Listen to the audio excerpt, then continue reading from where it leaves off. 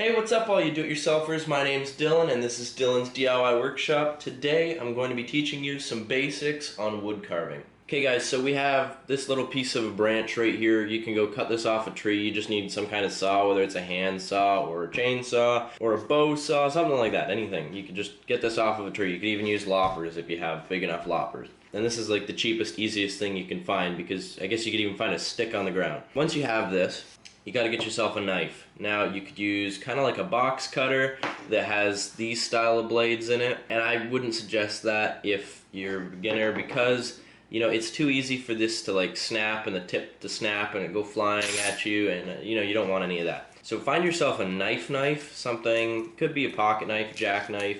If it's going to be a folding knife, make sure it has a locking blade because you don't want to get hurt by it. I personally am going to use this knife right here.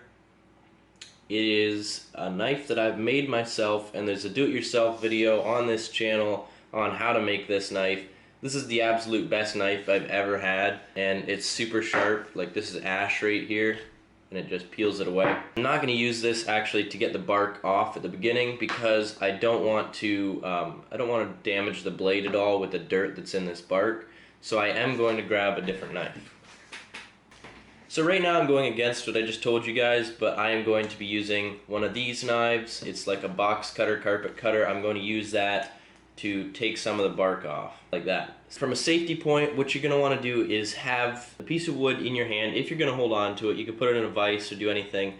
I typically just hold on to it. You don't want to have the knife any closer to you, the end of the blade, any closer to you than the furthest point down in your fingers. So if your fingers stop right here, when you're cutting down like this, you cannot have the sharp part of the blade any higher up than where your fingers end, because that way you're not going to end up cutting yourself, because you're always pushing down and away from you like this. Where it becomes a problem, and I have cut myself wide open right here in the palm, is if you're holding on to something big and you're carving away at it like this, and you're not carving away past where your hand is, you're carving where your hand is. Sometimes you could slip, dig right in your thumb. I've done that. Other times, into the palm of your hand, or just slice right into the top of a finger if you're holding it here. So don't do that. I didn't mean to scare any of you there by saying any of that, but just don't do that because you could cut yourself. So what you just want to do is this, and it helps if you use kind of a sliding motion. So when you're cutting, start here at the back of your blade, and as you go, you want to pull the blade this way. You see how the blade goes like this? From the distance, this inch that I'm cutting, the blade goes from here to over here. Like that. You don't want to dig straight into the wood either because you're not going to end up cutting any of it because it'll just keep going deeper and deeper until it just can't cut anymore. So what you want to do is you kind of want to just skim the surface. So imagine that as you start the cut and then you slowly tilt the knife back to flat so that it just kind of it cuts in and then pulls off, cuts in, pulls off. So with carving like this, you want to take lighter cuts, and that way it's going to be a lot easier to get detail. It's also going to be a lot easier to keep it kind of the same shape that you want. If you're digging in big like grooves and things like that, it's going to be hard to actually get it anywhere near what you want it to look like because you got one big groove here. And when you end up carving right down like this, it ends up being too hard to actually carve anything. Your knife just gets stuck, and that's not good. So just take light cuts, I guess is what I'm trying to say. Okay, so now that you have some of the bark off like this, and I did it with this knife right here, you don't have to use that knife.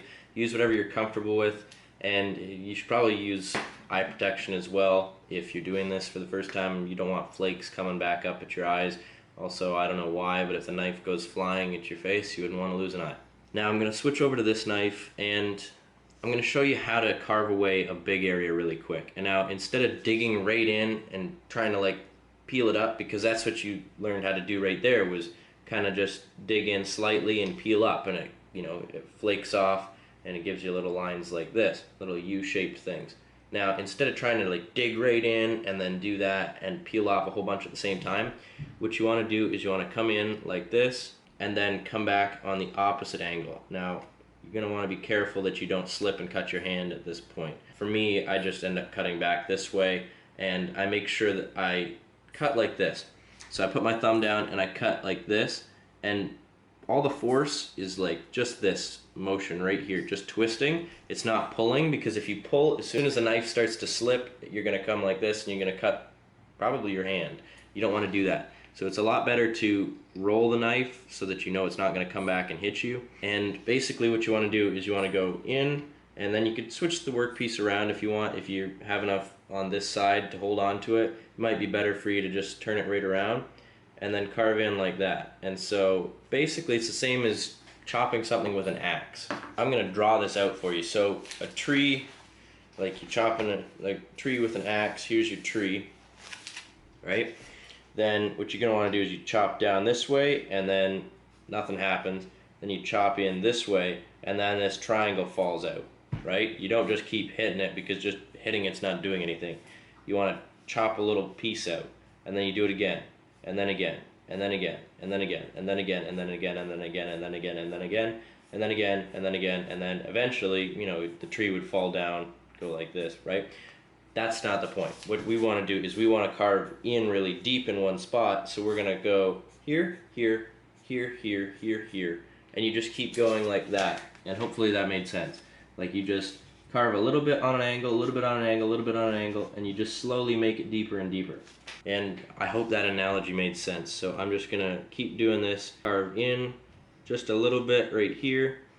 And you don't have to like switch every single time. Like sometimes I'll you know, roll a few pieces off and then roll a few pieces off over here. See, you're doing it like this. Gosh, how do I get this? I'll zoom in on it. So if you carve in like this, roll it over a whole bunch of times, and then come back this way, do the same thing.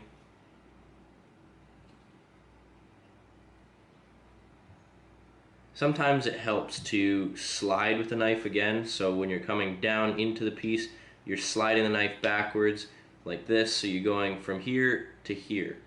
By the end of the stroke, you're going to go from here at the beginning to here at the end. So you're sliding the knife, and sometimes that helps slice through it.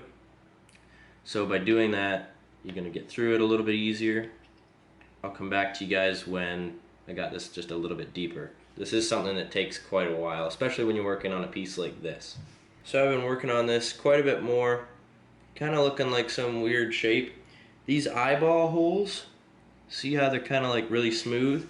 What I've been using for that, to make those, is this tool by Flex Cut. Now I know a whole bunch of different companies make them, but the end of this is shaped kind of like a spoon, and I don't know how close I can get. There we go. Yeah, so it's shaped like a spoon, and that's all one blade. And so I've just been slowly digging away at this, and it's the same idea, is you just want to take off little tiny layers at a time and eventually end up with something shaped like that big. I've been carving away at this over here like that, just so that I can get this beak in, or a nose or something. I don't know what it's going to be. I don't know what this thing is going to turn out like. And that's kind of how I suggest you guys start your first carving. I've done a few carvings, and they're all way back on this channel. The videos are not the best quality, but if you guys want to see some of my first carvings, they're there. Basically, what you want to do is you just want to keep carving away at this until you end up seeing something. Just be careful while you're doing it, and have fun. So get yourself some kind of knife, and if you want, get one of these. I highly recommend it. It's good for other kinds of things. So you could also use this for doing the nose right here, just doing that, the side of the nose, rather than having to use the tip of this knife and do really, really, really tiny cuts. You can just use this tool. Now, if you're using this, what you want to do is you want to push away from yourself like this. You don't want to cut towards yourself. You don't want to cut this way. You don't want to cut like this towards your hand either. You want to cut away from yourself. Same rule as the knife. And sometimes if you want to dig a deeper cut, push in and twist it, rock it back and forth, because it's round, so you can slice under things. So here's what we have so far, and I'm just gonna keep rocking with these two tools and see what I can come up with, and hopefully you guys have learned something.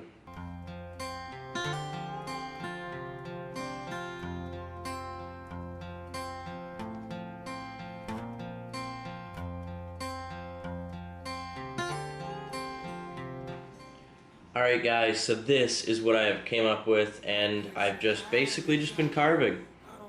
I kind of let things happen, and now I got this cool little face guy right here. So he's gonna sit up there on the wall. That's basically it, guys. Just get a knife, grab a piece of wood, and just start going at it.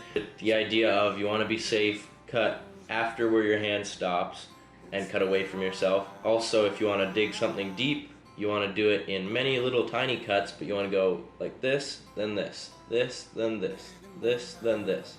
So those are the ideas. That's kind of what we learned today. So just grab yourself a piece of wood, find yourself a knife, and it might be a good idea to wear eye protection. Alright guys, thank you so much for watching. If you guys have any questions, make sure you leave the comment down below. Also, I want to mention this, and I've mentioned this in the last few videos, but I have a second channel where I've been making a lot of videos. I do daily videos on there. It's basically like a vlog style channel. So if you guys want to see stuff like that, the behind the scenes of this channel, go on over there.